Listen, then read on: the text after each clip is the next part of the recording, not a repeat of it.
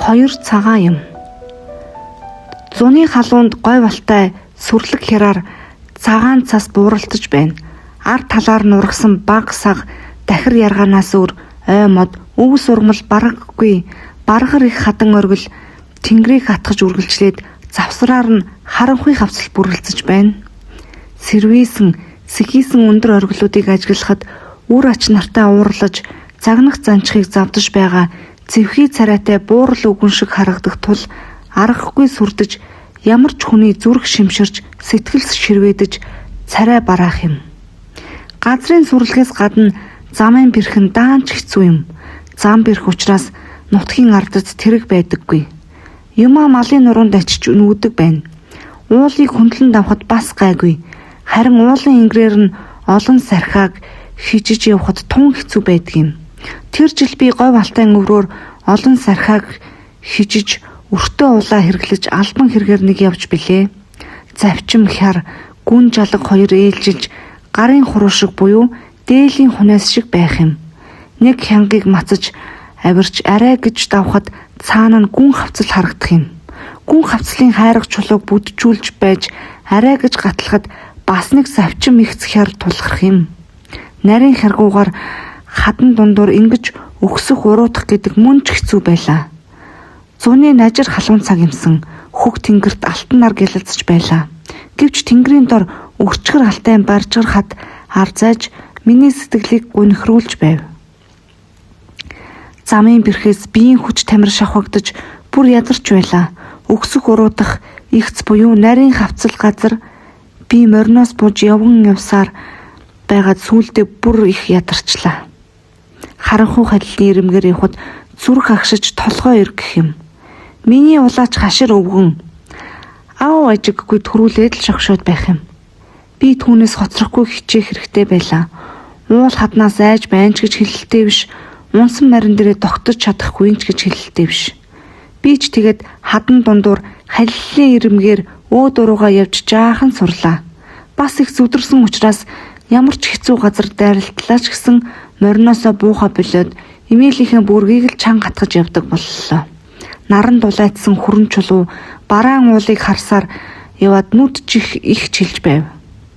Нэг ч цайвар өнгөтэй юм дайралтахгүй юм. Ядахтаа ганц ширхэг ногоо өвс буюу нэг бөөм цагаан чулууч дайралтдаг болоосоо гэж бодогдож яв. Гэтэл миний сансныг дагсан юм шиг бидний чанга тор завчим хавцлын ёроолд нарийн булгийн хүүх ус жирэлзэн урсаж цэнхэр торгон утас шиг зураж түүний хөвөөгөр зүлгийн ногоо цоошин хам пилэн шиг имжиж ургасан харагдлаа. Тэр ногоон зүлгийн дунд лаваа шиг хоёр цав цагаан чулуу харагдав. Урдын өвгдөн ярддаг уул хатанд нуусан морин толгойн чинээ молор эрдэнэ энэ биш байгаа гэж миний санаанд орж ирлээ. Хүрэн хадан уулын завсарт байгаа тэр хүүх ус ногоон зүлэг цагаан чулуу гурвал нийлж үзэсгэлэн сайхан зураг буюу хээ угалц шиг харагдав. Гунхарсан санаа арилж гүйрсэн сэтгэл сэргэж миний биш хөнгөрөх шиг боллоо. Тэнд шууд хүрээд очиж арай болохгүй. Бидний дор халт гიშгвэл унах халил хад байна. Гэвч гавцлыг аятайхан ториод явбал тэр ус чулуунд хүрч болмоор шиг санагдаж байв. Өвгөн улаачид тэр усан дээр очие гэж би хашгиран хэлв. Өвгөн царайгаа бараалгаж гараараа зангаж тийшээ очиж яасан ч болохгүй гэж мэдэгдээд амандаа нэг юм дүнгэр уншихаас өөр хариу юу ч хэлсэнгүй. Бодвол тарин уншиж байгаа бололтой. Энэ аймхаа өвгнийг ахиж гуйгаа дэмий гэдгийг би мэдлээ.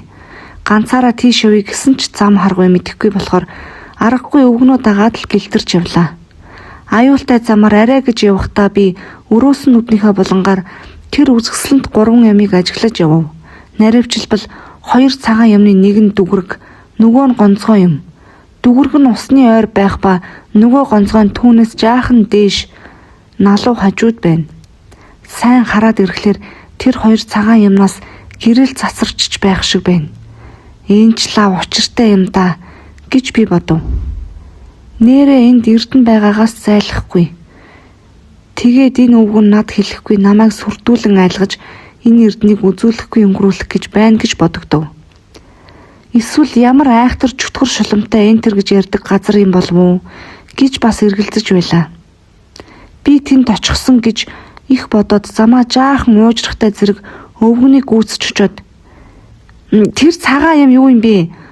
Өвгөнгөө эхэлж өгөөч" гэж гуйсанд өвгөн нүрээ өрчилгэн намхан дугаар "Байц хүү минь. Түүний тухай энд ярьж болохгүй. Түүнээс далд ороод хэлж өгье" гээд амандаа бас л ном уншиж залбирсаар байна. Энэ өвгөн ч намайг тэнд яагаад ч дагуулж очихгүй нэ гэж миний зориг мохож байлаа. Ганцаараа явна гэд зүтгэхэд ч бас хаашаа юм битээ гээд эргэлзэж явлаа. Тэгээд жаахан явж байтал 2 цагаан юмч далд оров. Замч нилээд уужирч 2 хүн зэрэгцэж явж болохгүй боллоо. Тэгэхэд өвгөн улаач ийш тийш эргэн тойрон харж тэр 2 цагаан юмыг харахдаггүй болсон гэдгийг магадалж мэдээд шившиж явсан тарин уншилгаа айжимхан дуусгаж цагаан юмны учрыг над хэлж өгөв. Түүний ярьсан нь манай нутагт гом гэж залуу хүү харах уу байсан юм. Эцгээсээ өв хөрөнгө нилээд хитэн малтай үлдсэн юм. Үхэр хоноо ихэн малладаг байлаа. Хитэн адууга гом өөрөө малладаг байлаа. Маллагч явах ээ тамалдаг байсан юм. Хитэн унаанд нь нуруу туруутай юм нэгч байгаагүй. Арьс яс болсон хитийн байж байгаад үргэцсэн дээ. Хитэн адууга дуусаад үхэр хоноор хүнээс морь худалдаж авдаг боллоо. Гом шилбэлтсэн тогшин ууртай амтэлсэн. Унаж яваа морьныхоо толгоор үргэлж дашуураар зодж явдаг хүнсэн. Морийг их муухай эдэлдэг учраас морины заяа гомдоос юм гэдэг. Түүнд юр унаа тогтдог байсан. Нэг юм олж аваад унахад тэр нь чононд идэгдэх, эмгэг өвч нөөр үхэх, алдлагдах зэргээр заавал үрэгддэг юм. Манайхны жамбал гэдэг түүнд хөгшин цагаамар худалдсан юм. Гом тэр морийг толгоор нь цохог зэргээр алхиж тамлаж байхыг үзээд жамбал яах гэж морой гомбод худалдлаа гэж гимсэж байсан. Тэгээд буцааж авъя гэхэд гом өгсөнгүй. Гомбод өөр унах моргүй болохоор яаж буцааж өгөх вэ? Тэр цагаан морь бас л удалгүй өгөж үргэлжсэн байх.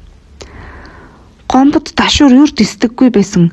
Хятадын сайн хулсан ташуурч олон жил идэлүүлдэг дээ. Тэгэхэд гом хятад хулсан ташуурыг хагас жил хүрэлгүй бяц цогтөг байсан. Тийм өөдгөө хүн байсан юм. Гомбод морь худалдах хүн ч олдохгүй болов. 1-2 өдрөөрч гуйж унах морь түүнд олдохгүй болов. Хэн морой түүнд тамдуулъя гэж бодох вэ? Гом хэдэн жил моргон явган явдаг байв. Наадам найр болоод залуучууд морьтой давхиж явхад гом явган алхаж байдаг болов. Баахан хаширч гимссэн ч байдалтай явдаг болов. Хэдэн жил болсны хойно гом гинэтхэн нэг буурал морьтой боллоо. Тэр морийг хинээс авсныг мэдэхгүй. Түүний өөрийг хэлэхээр бол замын аянчнаас авсан гэдэг байлаа. Тэр нь ч үнэнд байж болох юм. Түүний тэр буурал морь нүцгэн газраас ч өвс олж иддэг. Хуурай гад сайраас ч ус олж уудаг чихтэйхэн бүх номхон сайн морь байв. Тэгээд гомдны сайхан буурал морь унаад ханхалцаж явдаг байваа. Нутгийн өгшөд гомбод хэлдэг байлаа. Одоо чи нэг сайн морьтой болжээ. Энэ морь л хайрлж идэлтцгээв. Би ч гэсэн гомбод хэлсэн юм.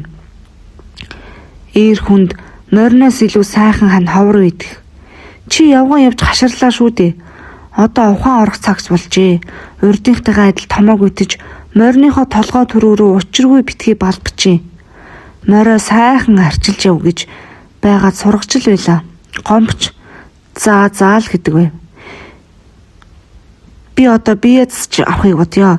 Энэ буурал морой нүднийхээ зүсгэн шиг хайрлж идэлнэ гэж бидэн дам тангаргаан өгсөн юм. Гомч нэрээ засарсан юм шиг байлаа. Буурал морж нилээд өнгөлөг сайхан бүтэн хөл нуруутай явдаг байв. Гомб мориндоо гамтай болж гэж хүмүүр ярьдаг байв. Ихэн анхандаа гомбын ташуурыг авч нуугаад өгдөггүй байсан гэдэг. Сүүлдээ хүүгээ засарч хүмүүжсэнийг мэдээд ташуурыг өгчээ. Гомб эзгүй газар морьныхоо толгоор хаяа нэг цогтөг байсан байх. Гэвч хүний дэргэд морой зодож цохихгүй хайрлан хамгаалж явдаг болов. Түүнийг засарч гэж бид магтцгааж байв. Гэтэл гинэт нэг булаа хэрэг гараад ирэв. Гомб нэг өглөө морой хазаарлах гэсэнд яагаад ч мэдэхгүй морь нь хазаарлуулж өгөхгүй байж гин.